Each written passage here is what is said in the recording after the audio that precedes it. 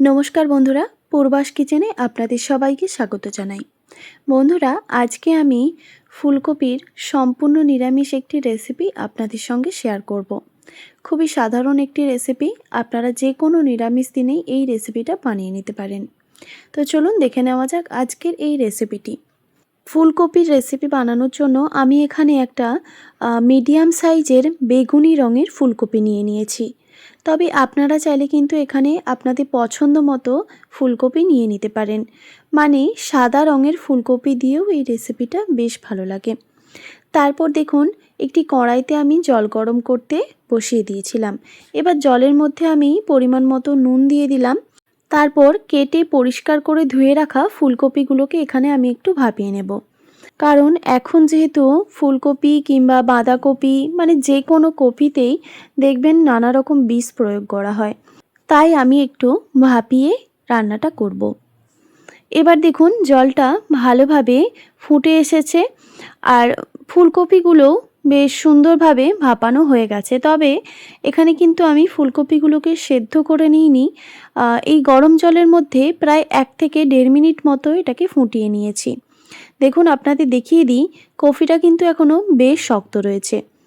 এবার আমি জল থেকে তুলে একটি ঝাড়ার মধ্যে রেখে দিচ্ছি, মানে ছাঁকনি, যাতে এক্সট্রা জলটা ঝরে যায়। তারপর দেখুন ওই কড়াইটায় আবারও পরিষ্কার করে ধুয়ে বসিয়ে দিলাম। এবার কড়াইটা খুব ভালোভাবে গরম হয়ে গেলেই এখানে আমি পরিমাণ মতো সর্ষের তেল দিয়ে দিলাম। এবার তেলটাকে খুব ভালো মতো গরম করে নিতে হবে। এবার আমি এই তেলের মধ্যে দিয়ে দিলাম খুবই সামান্য পরিমাণে নুন। নুনটা দেওয়ার পর আবারও ভালোভাবে নাড়াচাড়া করে দিলাম। এবার ভাপিয়ে রাখা ফুলকপিগুলো এখানে ভেজে নেব।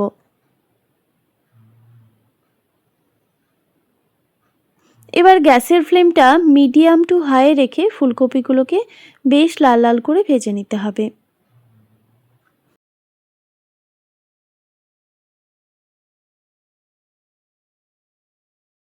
গ্যাসের ফ্লেমটা মিডিয়াম টু হাই রেখে ফুলকপিগুলোকে বেশ লাল লাল করে আমি ভেজে নিয়েছি। দেখুন ভাজা হয়ে গেছে, এর থেকে আর বেশি ভাজবো না। এবার আমি কড়াই থেকে এগুলোকে তুলে নিচ্ছি।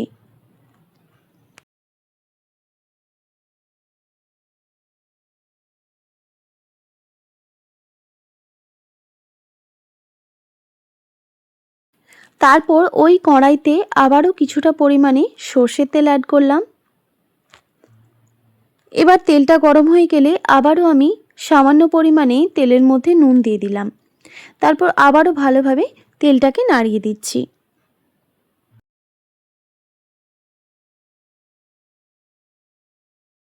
তেলটা ভালোভাবে গরম হয়ে গেলেই এখানে আমি আলুগুলো ভেজে নেব। তো দেখুন বন্ধুরা, আমি কিন্তু এখানে বড় সাইজের একটা আলু এইভাবে কেটে রেখেছিলাম। কেটে পরিষ্কার করে ধুয়ে জলের মধ্যে আমি একটু ভাপিয়ে নিয়েছিলাম, কোনো রকম নুন হলুদ ছাড়াই। এবার আমি আলুগুলোকে ভেজে নিচ্ছি।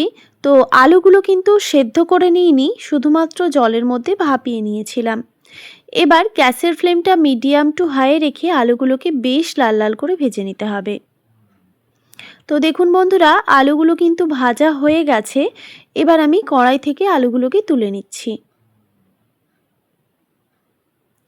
এবার ওই তেলের মধ্যে আমি পনিরগুলো ভেজে নেব। আমি এখানে পনিরও ব্যবহার করছি এই রেসিপিতে। আপনারা চাইলে কিন্তু স্কিপও করতে পারেন। আর আপনারা যারা পনির খেতে পছন্দ করেন তারা কিন্তু পনিরটাকে একদমই স্কিপ করবেন না। এই রেসিপিতে পনির ব্যবহার করলে দেখবেন ভীষণই টেস্টি হয় এই রেসিপিটা। এবার গ্যাসের ফ্লেমটা লো টু মিডিয়ামে রেখে আমি পনিরগুলোকে বেশ লাল লাল করে ভেজে নিয়েছি। এবার আমি পনিরগুলোকে কড়াই থেকে তুলে নিলাম। এবার ওই কড়াইতেই দিয়ে দিলাম আবারও কিছুটা পরিমাণে সর্ষের তেল। তেলটা গরম হয়ে গেলেই এখানে আমি দিয়ে দিচ্ছি গোটা গরম মশলা, 2টো তেজপাতা, 1 টুকরো দারচিনি, 2টো ছোটো এলাচ আর 2টো লবঙ্গ। এলাচের মুখগুলোকে আমি একটু ফাটিয়ে নিয়েছি। এবার আমি এই গোটা গরম মশলা থেকে সুন্দর ফ্লেভার ছাড়া পর্যন্ত অপেক্ষা করব।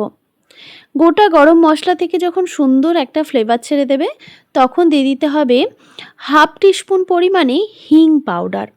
আমি এখানে পাউডার হিঙের ব্যবহার করলাম। তারপর এখানে দিয়ে দিচ্ছি 2 টেবিল চামচ পরিমাণে আদা বাটা। এবার গ্যাসের ফ্লেমটা একদম লোতে রেখে হিং আর আদাটাকে ভালোভাবে ভেজে নিতে হবে। বন্ধুরা, এখানে বলে রাখি, আমি যেহেতু সম্পূর্ণ নিরামিষভাবে এই রান্নাটা করছি, তাই আমি হিঙের ব্যবহার করলাম। আপনারা যদি চান যে পেঁয়াজ রসুন দিয়ে এই রেসিপিটা বানাবেন, সেক্ষেত্রে কিন্তু হিঙের প্রয়োজন পড়বে না। এবার এখানে আমি দিয়ে দিলাম 2 টিস্পুন পরিমাণে হলুদের গুঁড়ো, 1 টিস্পুন ধনে গুঁড়ো আর 1 টিস্পুন পরিমাণে জিরে গুঁড়ো ব্যবহার করলাম। এবার ঝালের জন্য দিয়ে দিচ্ছি 1/2 টিস্পুন পরিমাণে শুকনো লঙ্কার গুঁড়ো। বন্ধুরা, আপনারা কিন্তু চাইলে ঝালের পরিমাণটা কমিয়ে কিংবা বাড়িয়ে দিতে পারেন। এবার সামান্য পরিমাণে জল দিয়ে এই মশলাটাকে ভালোভাবে কষিয়ে নিতে হবে।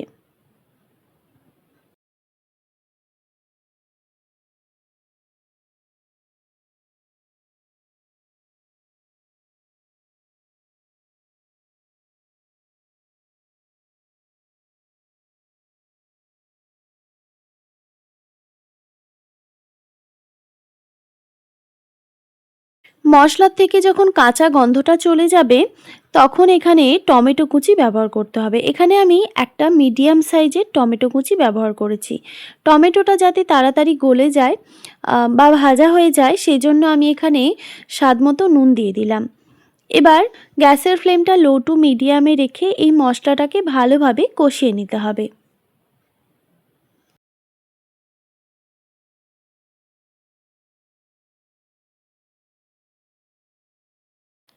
তো দেখুন বন্ধুরা, মশলাটা কিন্তু সুন্দরভাবে কষানো হয়ে গেছে। মশলা থেকে একটা মিষ্টি গন্ধ বের হয়েছে। এই সময় এখানে আমি দিয়ে দিচ্ছি 1/2 টেবিল চামচ পরিমাণে পোস্ত বাটা।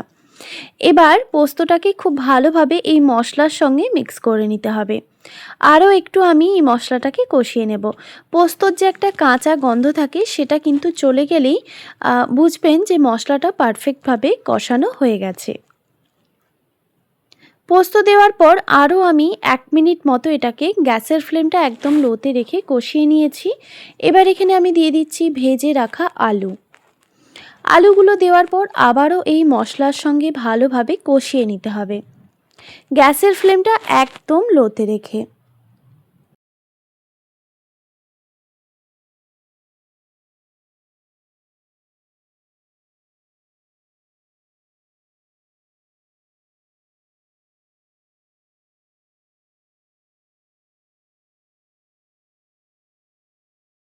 তো দেখুন বন্ধুরা, মশলার সঙ্গে খুব ভালোভাবে মিক্স হয়ে গেছে। এবার আমি একটি ঢাকনা দিয়ে ঢেকে রেখে দিচ্ছি প্রায় 5 মিনিট মতো।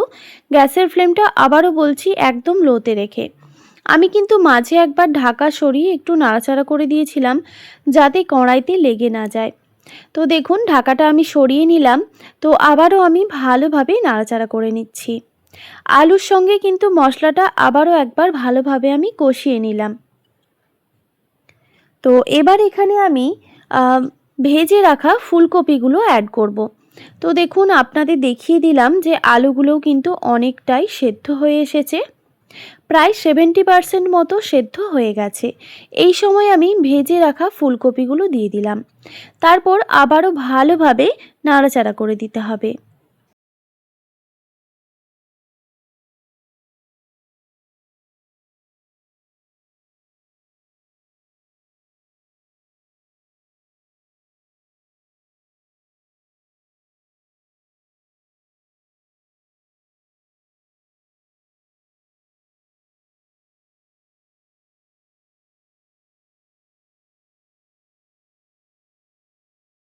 ভালোভাবে নাড়াচাড়া করে দেওয়ার পর এখানে আমি দিয়ে দিচ্ছি পরিমাণ মতো জল।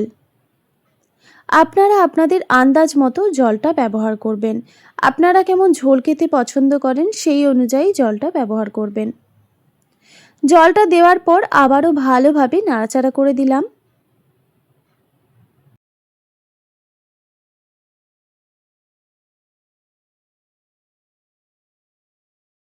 ভালোভাবে নাড়াচাড়া করে দেওয়ার পর আবারও একটি ঢাকনা দিয়ে ঢেকে রেখে দিচ্ছি প্রায় 3 থেকে 4 মিনিট মতো, গ্যাসের ফ্লেমটা হাই রেখে। 3-4 মিনিট পর আমি ঢাকাটা সরিয়ে নিলাম। তো দেখুন বন্ধুরা, জলটা কিন্তু ফুটে এসেছে। তো আবারও আমি ভালোভাবে নাড়াচাড়া করে দিয়ে গ্যাসের ফ্লেমটা একদম লোতে রেখে আরও 5 থেকে 7 মিনিট মতো একটি ঢাকনা দিয়ে ঢেকে রেখে দিচ্ছি। 5 থেকে 7 মিনিট পর আমি ঢাকাটা সরিয়ে নিলাম। তো এবার আমি আলু আর ফুলকপিটা সেদ্ধ হয়েছে কিনা সেটা চেক করে নেব।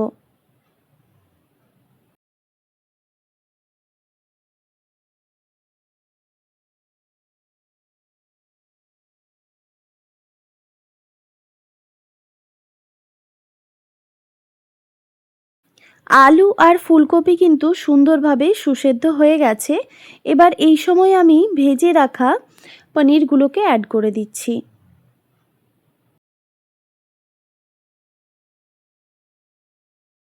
পনিরগুলো দেওয়ার পর আবারও ভালোভাবে নাড়াচাড়া করে দিতে হবে। এই সময় কিন্তু আমি গ্যাসের ফ্লেমটা একদম লোতে রেখেছি।